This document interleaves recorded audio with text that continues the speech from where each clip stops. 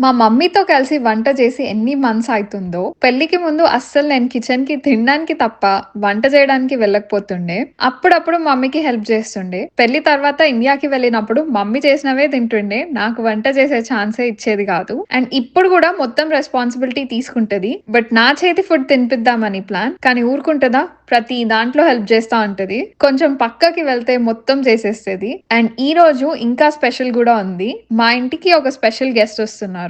So, అందుకే చికెన్‌తో 2 varieties చేస్తున్నా. Chicken 65 and chicken pulao. First 65 కోసం చికెన్ బ్రెస్ట్ చిన్న చిన్న పీసెస్ కట్ చేసుకొని కార్న్ స్టార్చ్, పెప్పర్, సాల్ట్, కొంచెం కారం వేసి మ్యారినేట్ చేస్తున్నా. ఎగ్ వైట్ గూడా యాడ్ చేయాలి. ఇంకా చికెన్ పులావ్‌కి ఆనియన్స్ చాప్ చేసి ఆయిల్‌లో ఫ్రై చేసి చికెన్ యాడ్ చేసి మంచిగా ఫ్రై చేయాలి. మా మమ్మీ నేర్పించిన ట్రిక్ ఏంటంటే చికెన్ పీసెస్ కొంచెం బ్రౌన్‌గా రోస్ట్ అయ్యే వరకు ఏం మసాలాస్ ఎయొద్దు. అండ్ చికెన్ ఫ్రై అయ్యాక కొత్తిమీర, పుదీనా, పచ్చిమిర్చి, లెమన్, కర్డ్ అన్నీ కలిపి పేస్ట్ చేసుకొని చికెన్‌లో యాడ్ చేయాలి. ఈ పులావ్‌కి ఇదే ఫ్లేవర్. అండ్ కొంచెం కుక్ అయ్యాక బాస్మతి రైస్ యాడ్ చేసి మంచిగా మిక్స్ చేసి రైస్ కుక్కర్‌లో వాటర్ యాడ్ చేసి చికెన్ అండ్ రైస్‌ని అందులోకి ట్రాన్స్‌ఫర్ చేయాలి. అండ్ కుక్‌కి పెట్టేస్తే అదే రెడీ అయిపోతది. 65కి జింజర్, గార్లిక్, మిర్చి, స్ప్రింగ్ ఆనియన్స్ కట్ చేసి రెడీ పెట్టుకున్నా.